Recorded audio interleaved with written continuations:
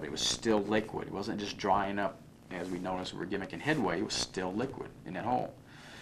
So we told the management, and of course Keith Rogers, the maintenance supervisor, drove a backhoe out to the pine yard over the tracks. Started digging with the backhoe, set himself up, started going down with that arm, and kept on pulling gravel, rocks, black liquid. Every time he lifted up, you just see it just drip right back down in the hole. He kept on going at it, and we would just stay there and watch him. And he just kept on digging and digging and digging. I just noticed the arm kept digging deeper and deeper, 8 to 10 feet straight down. It was just coming up black. And you see mounds all around that hole as he kept on digging with black creosote.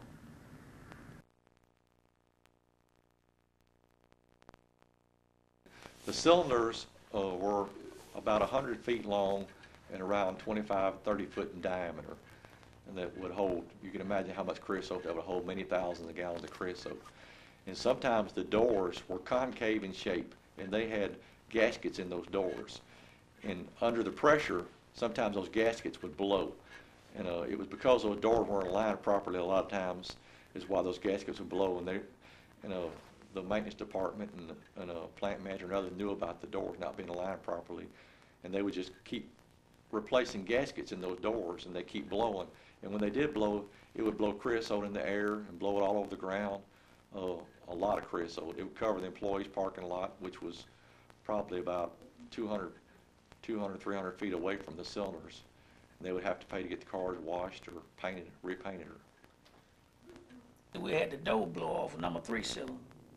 Now that blow creosote down a wire. I'm talking about down on the pad. And that was a big spill there too. So that was bigger than the one where he hit the... Well, now this him, see, he stayed untended to, I said about between an hour time and a 3-inch to 4-inch pipe. That's pretty good creosote coming out of that.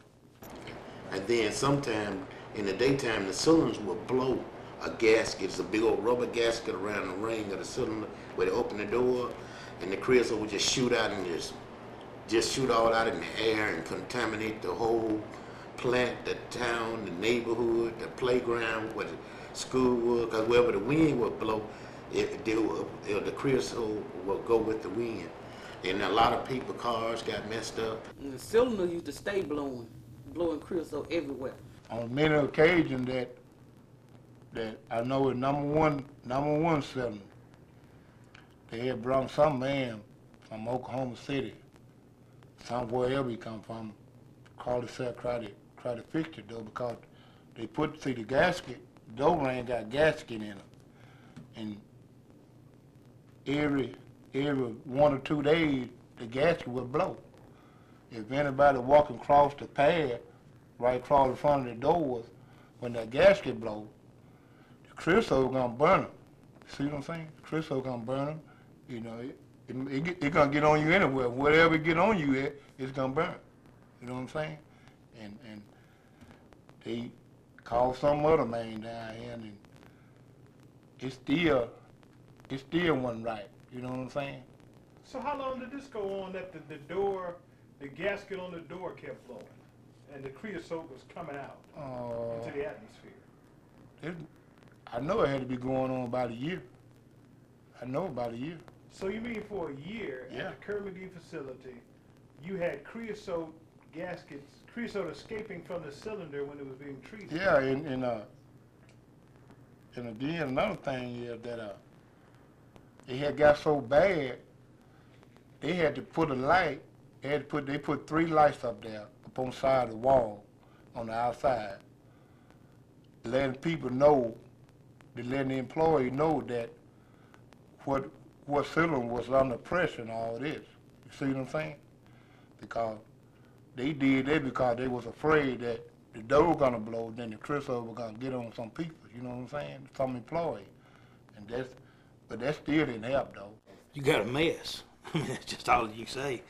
You figure you pushing 200 pounds per square inch on a cylinder that's 8 foot in diameter, 100 foot long. Now you do the math on how much pressure is on that bad boy. You've got some kind of polymer rubber type gasket that they put in. That was probably, one of them was probably like 3/4 of an inch wide. It's probably an inch thick. push the door, it's got a locking ring on it. And on the locking ring, it's got a wedges. So as it goes this way, the wedge gets tighter and tighter to press the door. But you had to pay attention because sometimes you could catch it. You could see when one of the gaskets was getting a bad spot on it before it blowed. But I have seen times that I'd go out, look at my doors, everything's fine. Me walk back, go to walk out the back of the plant, and all of a sudden the radio's hollering, hey, y'all need to cut it off, you got a gasket blow. Go back and this blow creosote. I mean, it's just bloated. I've seen it blow through the air and travel up to their cars, which was in the parking lot up above it. I've seen it just coat the ground, which was gray rock, all beside it. It's coated the pad out front. It's blowed against the fuel tanks before. I've seen it sprinkle the framing mill, which was the next building over. It's just according to what direction the wind's blowing, how long and how bad it blows. You know, if it's got a small crack in it, it don't blow as bad. If it blows the whole seal in half, and then you got it bad. But it's a mess no matter what you do, because then you got 200-degree creosote flying through the air like a mist.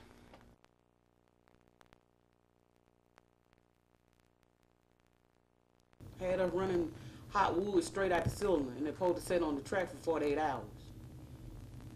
But they said they needed the order out real bad, so we had to run the wood. When it rains, or even when it doesn't rain, if the treated wood comes out of the cylinders, it's still leaking, it should have been left on the pad longer. Those were the procedures to leave it on the pad at least 24 to 72 hours, and most of the time it come off in about 20 minutes. And they carried it to the treated storage yard, stacked it up, and if it did rain, it immediately washed the creosote off the ties and onto the ground. When they pull the craw ties out of the cylinder, they're supposed to let them craw ties sit there on that pad, called a drip pad. That's what it does, catch all the dripping from those craw ties. But they say they ain't got time to do that. We lose too much production. So they'll pull them out the cylinder and take them straight across the road all the way over on the other side. And that's all you got to do. All you do is just follow it. Creosote from that drip pad goes all the way across the highway. You mean across 14th? Across 14th. Because they don't have time to let it sit there and drip all the dripping off. And we had like 50 pieces of wood would go in these trams. And no sooner they come out the cylinder, when they came out the cylinder, we'll take them straight to the yard. Note, when we take them out the cylinders, we put them sit on the pad for at least 8 hours and let all the creosote drip out of it. But we didn't. We take it straight to where it's supposed to be at, and where creosote will be dripping off the tires on the ground. We're supposed to sit on concrete for 8 hours. So when it comes out, it has to stop and sit there on the pad. The pad is a certain length to get enough out of the cylinders for it to sit there. All 3 cylinders need to sit on the pad, and there's enough room for all 3 of them to sit out there. And they need to sit out there. My understanding, I was told from Ron Murphy, plant manager, Chuck Swan, who was actually in charge of the cylinders, assistant plant manager, my supervisor, Charles Johnson, Keith Rogers, maintenance. Both of them, they said early on when I got hired in there that they're supposed to sit an 8-hour period. Usually they come out at night, and of course, time morning comes around, it's plenty of time for them to sit out for 8 hours, and you move them on. But as time come on, toward the end of July 31st, 2003, when I was laid off, it got to the point where they come out of the cylinder. If it wasn't drastically leaking, of course I had to mark it up, species and what length and everything. After I did that, it was going down the road, leaking and hot, and you couldn't breathe. Anyway, just steadily based. I brought up my supervisor, Charles Johnson. He said, well, I'm not in charge of it. He says, I agree with you, but he says, I can't control whether it sits there or not. He said, that's up to Chuck Swan, it's just assistant plant manager.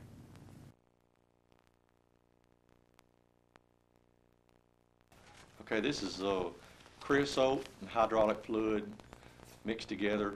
It was common practice, instead of putting that stuff in barrels like they were supposed to do, they would take it and put it on the roads and then motor grade it into the roads. And we also had a little blue Ford tractor with a rake behind it, and we would take that tractor and run up down the roads on top of this and stir it into the dust.